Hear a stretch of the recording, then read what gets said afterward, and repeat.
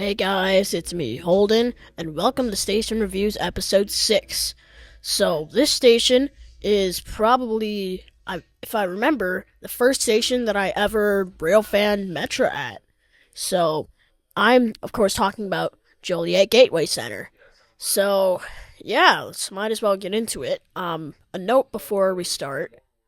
Um, the building, in this case, is closed, but, I've been in the building before, so after the video ends, I will do a little explanation of what the inside building is like. Alright, what's up guys? It's me, Holden, and welcome to Station Reviews Episode 6. Today we are at the Joliet Gateway Center. We just got done seeing a Rock Island train stop and go. And yeah, there's some stairs, ticket booth. No, there isn't any ticket booths, but there's stairs, an elevator all the way over there. And yeah. So, this part is the actual, I was gonna say better, but yeah, better part. And, there's actually, this is probably the most modern station I've ever been to. So, be open. Can't get in through there.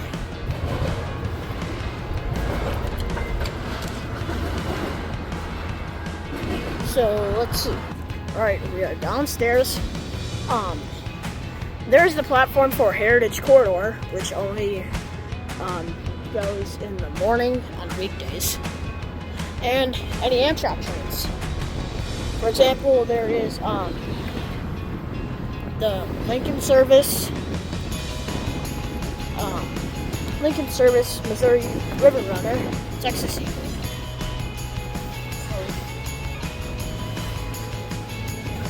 Until 3 p.m. Saturday and Sunday. Alright, so the station is closed, which hasn't happened to me before, but I do know enough about the station to give you kind of enough information about it. So, this is a really big station building. It serves Amtrak and Metro, and freight goes through on the Amtrak Heritage Corridor tracks. So if you look inside here, you can see there's Amtrak tickets.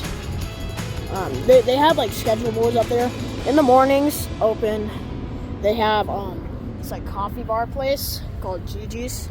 I can't remember if it's coffee or something else. But the center dedicated June 2018. Because this is the new site of what used to be Union Station, Joliet Union Station. But Union Station is now long gone.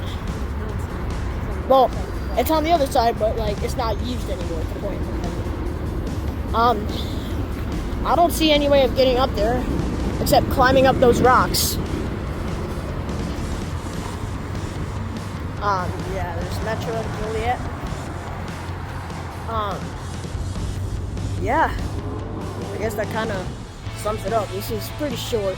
If we were able to go inside and then upstairs, then yeah, that'd be better. But they have a train museum. Kind of, yeah, in the station. It's open. I think it's like open really early. Closes at like 2. I have footage. A little bit of footage from inside the thing, but yeah, I guess that's it for this. So I'm Holden. Have a good day. So never mind about it ending, because there is actually, my mom said that we can look at the building, because the building is still there, it's just not used for trains anymore. I think it stopped in 2013, 2011, or 2013. One of those. But it's still here. I think it has a wedding venue. It has a wedding venue now. Banquet space. Yeah, banquet space.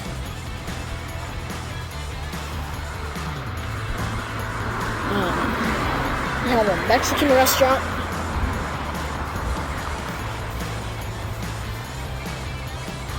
This isn't used for trains, but still. There's a Route 66 sign over there. I've been to a few of those with signs. a few places with signs. But, yeah. There's, Casa Katrina. I think that's a Mexican restaurant. Probably is. The Grand Ballroom. Oh, events by Mistwood Golf Club.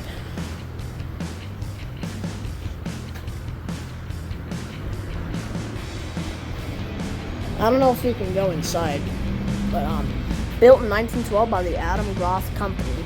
Union Station was designed by the architect Jarvis Hunt. The Bedford limestone station would cost $250,000 to construct, accompanied by the elevation of the rail lines in Joliet City Center, a project that gained national attention. The structure is listed on the National Register of Historical Places.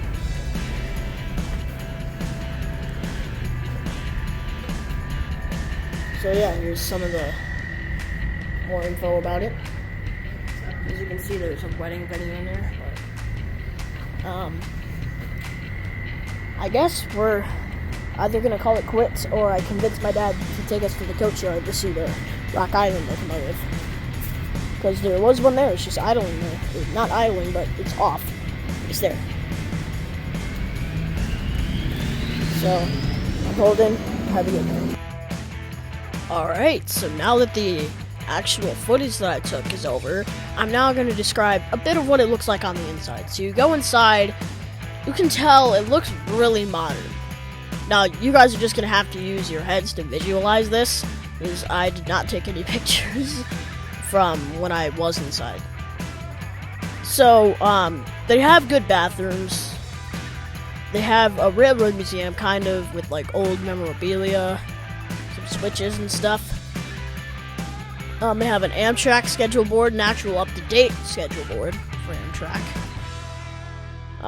They have that, like, snack place, or coffee place, whatever it is. Some sort of food or beverage. And that's open in the mornings, I would presume, during the Heritage Corridor time. But, yeah, I guess that kind of, concludes it. There's not really much else. There's, like, stairs, elevators. There is some handicap, stuff. So there is, like, elevators up to the platform. So that's good to note. And that sums it up. I did end up going to the coach yard to get some pictures. I saw a bunch of MP36 or I forgot. I forgot the full model, but you rail fans know what I'm talking about. And I also saw my first ever F59PH, number 99. That was pretty cool. And that's about it. So, my name's Holden, and have a good day.